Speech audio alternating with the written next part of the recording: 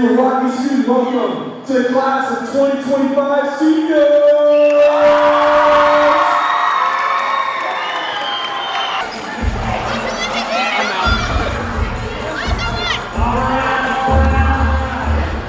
Here we go.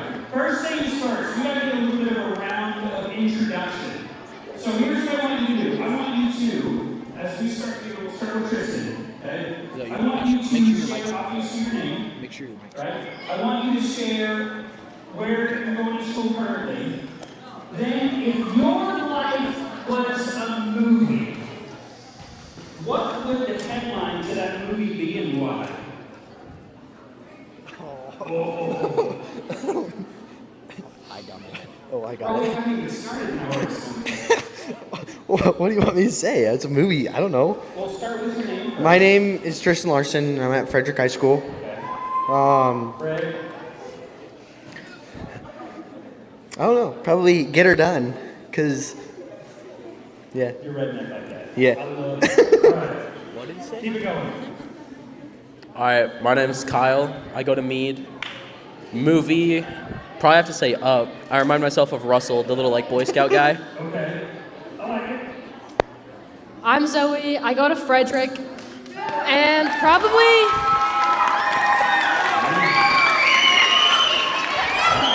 I have a feeling we're gonna get a lot of those. Maybe it'd be called Fan Club. No, I'm just kidding. I'm just kidding. No, it'd probably be something about. I think most people know. Like, probably be something about that. I'm Grady. I go to Frederick, and my motto would be do it and ask for forgiveness later. Do it, yes, for forgiveness later. That would be your movie. Okay. I'm Logan. I go to Meade, and my movie would be.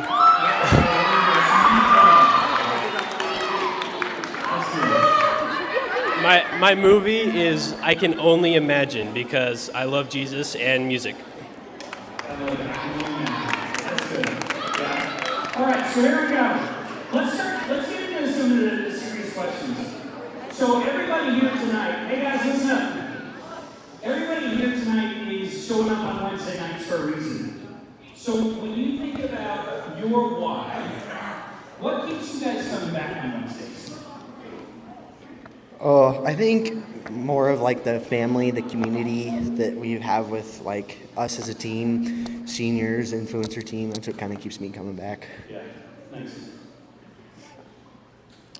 For me, I'd say it's more just like coming to hang out with friends, learn a little bit more every Wednesday about like why to follow God, like just the reasons on why He is here for us.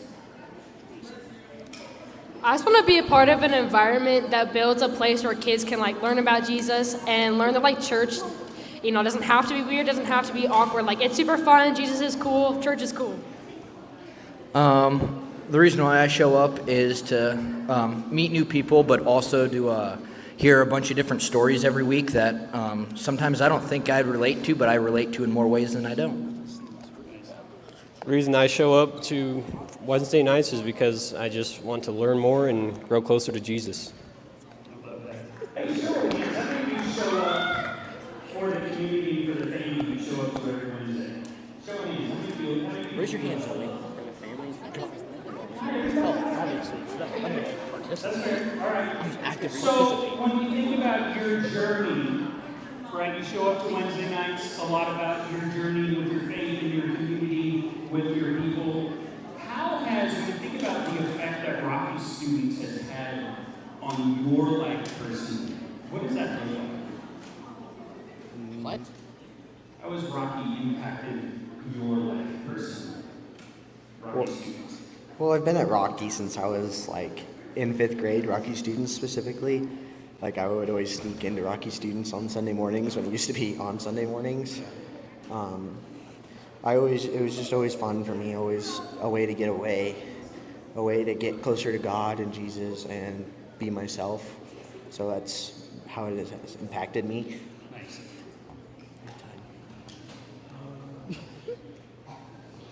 I would say a reason that Rocky has helped me for the Wednesdays would be I have a really hard time waking up in the mornings, so I can't really like go to the Saturday Sunday service. And Wednesday just makes it like it's easier for me to schedule for it. Makes it more available for, like, I'm just a heavy oversleeper. I would say it's just giving me like a bunch of people, like leaders, peers that just support me in my faith journey and just like in life and at school. And it's just really great to have that support system. For me, it's the leader aspect of I've got to meet people besides my parents that I can trust and lead into more than having an awkward conversation with my parents. I feel a little more comfortable with these people. Helps you with the awkward conversations, is that what I heard? Yep. I feel that.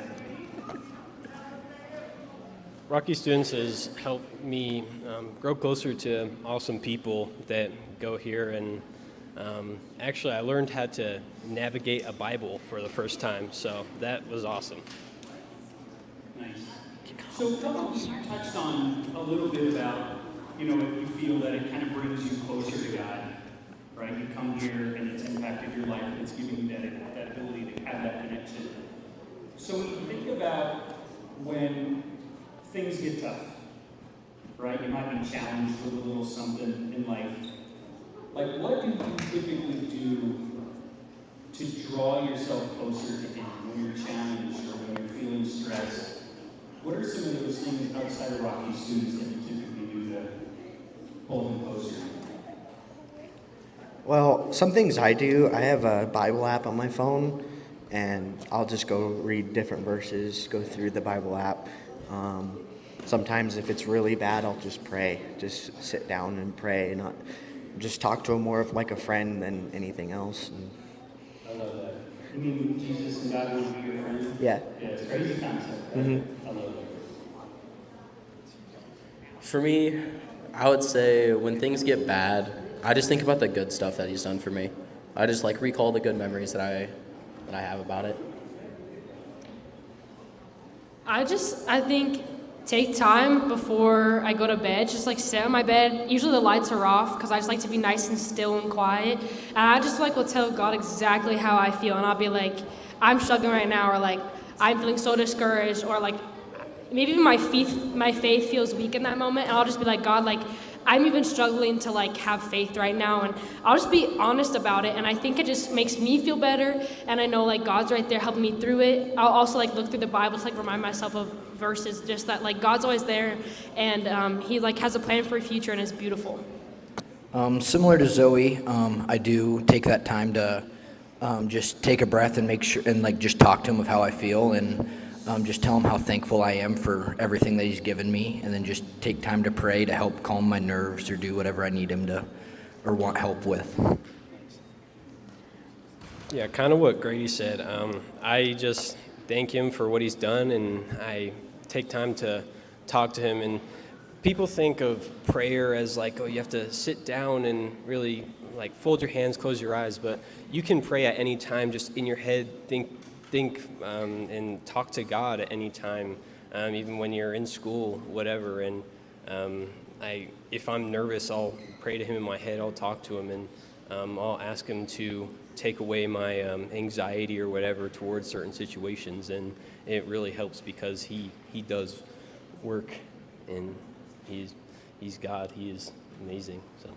Nice. Yeah, the Bible app is a great app to have on your phone. How many of you have the Bible app? Show me. Anybody got the Bible app? How many use the Bible app? Just put the mic up a little closer.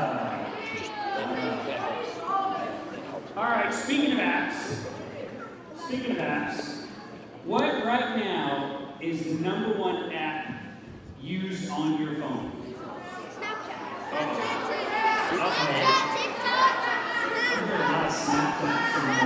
I'm getting it.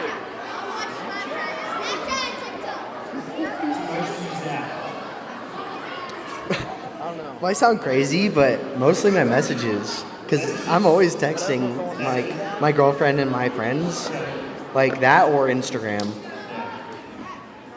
Can I skip this question? Answer, come on. Fine. It's Roblox. Oh my gosh! Respect, Kyle. Roblox.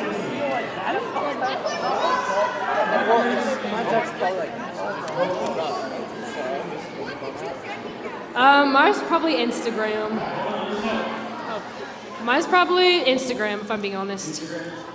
Mine would probably either be messages or phone, like the calling app. Actually, it is. I'm being dead serious. There's so many phone calls I make in a day. Zoe and I both get to Farm Sim, bro. I don't have mobile farm sim though. It's Candy Crush. No, that's the third. But it's either messages, phone, or Candy Crush. One of those three. It's an app on my phone.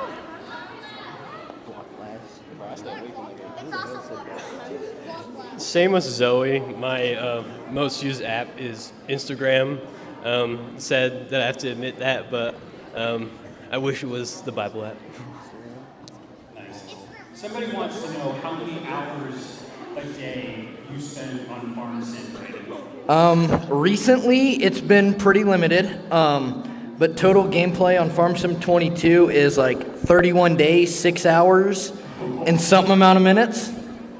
So I think pretty average. That's low numbers. Huh? My highest played game, I have 66 days logged in total. Oh, I've you beat with like 100 days on Fortnite. 100 on Yeah. Fortnite? Suck it. So let's get back. I've got a serious Suck it, question. Kyle. I got a serious question for you. So before Jesus was crucified, he had the opportunity, he gave his disciples a commandment or a desire of his. So in the Bible, John 13, 34 through 35 says, "A new command I give you. Love one another as I love you." And in a sense, that wasn't really a new command because the disciples had heard that before, right? That's no strange concept to his followers. But what he said, the second part of that is, so you must love one another as I have loved you, in a sense. So when you think about what that means in your own life, like how do you show the love of Jesus to others in your own life? Like when you think about what you do on a daily basis, how do you reflect Jesus' love to other people? Well, usually just putting people first.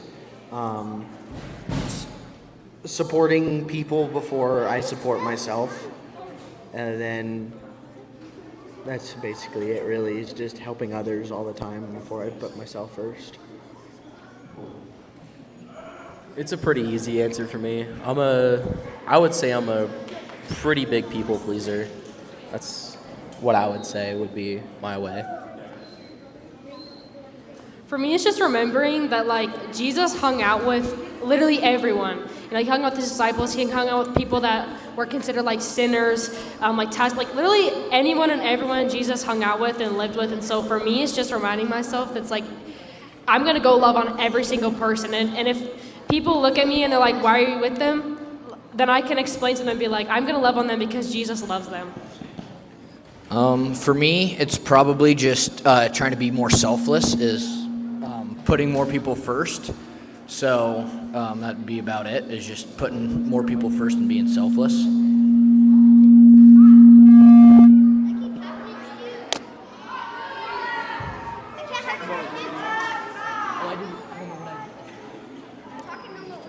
I don't remember the exact verse, but I know that it talks about not to let your left hand know what your right hand is doing. And I feel like, in my opinion, that kind of is saying to just do things without thinking about it, and just do selfless acts when it's just kind of like a second nature to you to do these things. And like today, I just thought it was fun to serve hot dogs, but then I realized like it was an act of kindness that Jesus was working through me to do. So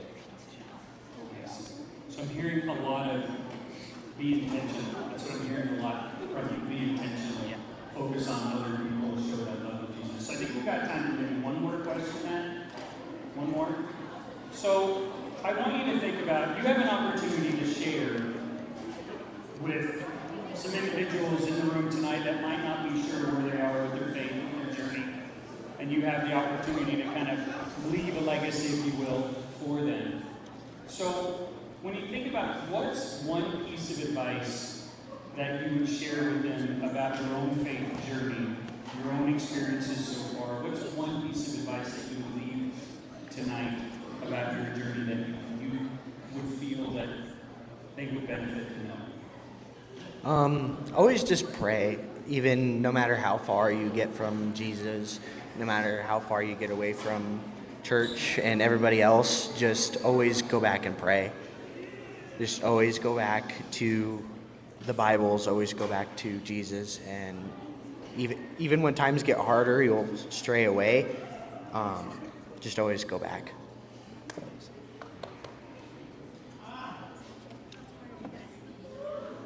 What was the question again? I zoned out. Just what's one piece of advice that you would want to share with others tonight about kind of if they're in their own journey of faith that they would benefit? What really helped me was finding a group who accepted me for who I truly am, that I could still speak my mind to about how I am feeling with my faith, that they would just rebound me and help me in the back back to the right area. Once faith becomes your own, like, take advantage of it, make it your own. I think a lot of times, like, I'll fall into the trap of being like, oh, my faith would get deeper if I prayed more, if I was in a Bible study group, my faith would get deeper. And it's like, what I was realizing is, why don't I just start on my own? There's so many times I come home from school and I maybe even have 30, 40 minutes before practice or before a rehearsal or something. And instead of just taking 40 minutes, like, staring at my wall or looking at my phone or something, like, let me take those and just spend time with Jesus and let myself make my faith deeper. And I know there's like people here, adults, pastors, leaders, whoever, that are willing to help you. So don't just put the reason you're not growing in your faith on something else. I'd say find an adult, especially if you're struggling to start out. Just always find somebody to help you, because really that's kind of what started with me is